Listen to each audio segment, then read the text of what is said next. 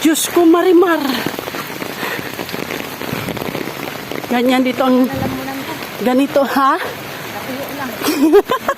Natuyo daw ang lalamunan niya. Okay. Huwag ka magsige inom kay baka maihi ka. Malamig pa naman. Sigurado.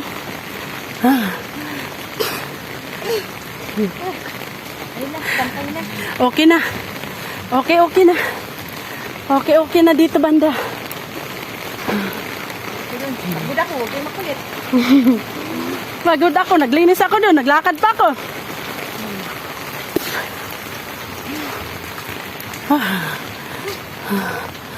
Pagod ako, pagod.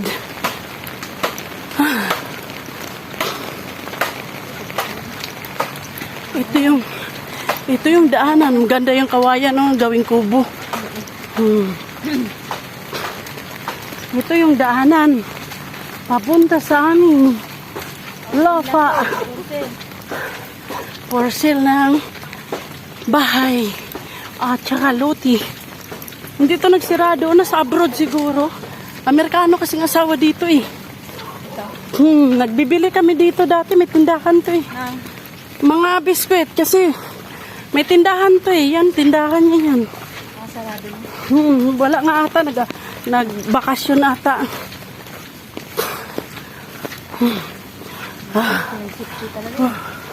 Oo.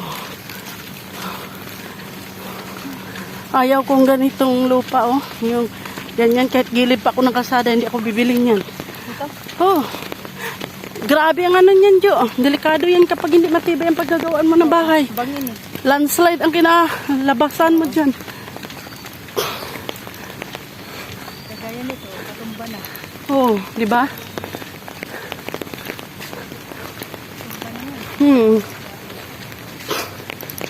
Kaya nga. Lapit na tayo. Malapit na tayo sa katotohanan. Ito din, oh. Bahay, oh. Kaya nga, ba ang lalim, oh. Kakatakot yan pag sige ng ulan. Pwedeng lalambot ang lupa niyan, eh. Tapos, sarap-sarap ang tulog mo. Pagising mo, nandun kasi sa kadamuhan. Buti ka mo, kung nadaganan ka, di wala na. Yun na. Dido. Ano, laki ng bahay, oh. May aircon, oh. Yan. Ang mayari nito, yun ang may-ari dito. Sa lahat ng lupa na to. Yung simulang na doon nga nabakuran, ila to lahat, yun. Pati ito, sabi ni Eugene Cube. Ila daw to lupa. Ang daming mga tiles, oh. Tingnan mo, binakuran talaga. Ila yan. Ila din yan. Simula nga doon sa nabakuran. Baboy. Manok, baboy. Maganyan kalaki lupa mo, Diyos ko, Jo. Hektarya na yan. Hektar talaga to, Jo. Kung hindi ako nagkamali, mga nasa 1 hektar ito. Hanggang dito, galing doon. Pero ila to, ila pa rin to. Hanggang doon, hanggang dito. Sabi ni Eugene Calliope.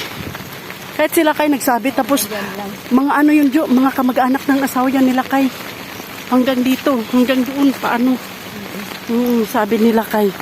Sabi din ng sinakyan namin na tricycle dito, kamag-anak daw sila na asawa nila kay. Galing doon sa, di ba may bunga doon ng mga bahay.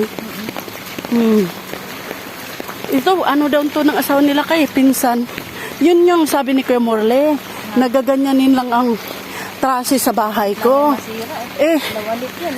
Hindi yung trasis ba, Jo? Ito. Oo. Hindi pala makaya sa akin kasi mas malaki palang akin dyan.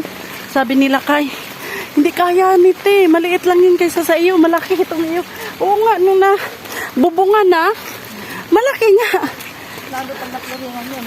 Tapos sabi nila kay, ang lakas ng hangin dito, hindi po tulad doon. Sabi niya, dito sa luti mo, ang lakas ng hangin dito, baka mamaya duduyan yung bubong mo. Kakapit ka.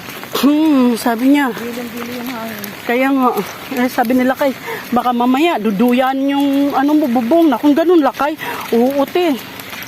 Kung ako lang nga paano yun, basta pag may budget ka pa, gagawin ko tong 8 eh. Sabi niya, para talagang tibay. Sabi niya, nakon sige lang lakay. Pero sabi ko, tibay yan lakay. Oo, tibay yan, titibayan ko pa yan, sabi niya. Lahat ng ano na yan, hollow block, panglagyan ko yan ng mga bakal, nakakabit dyan. Oo, sa taas daw. Talaga yung parang pinakabuhos ang dating. Oo, sabi niya nga.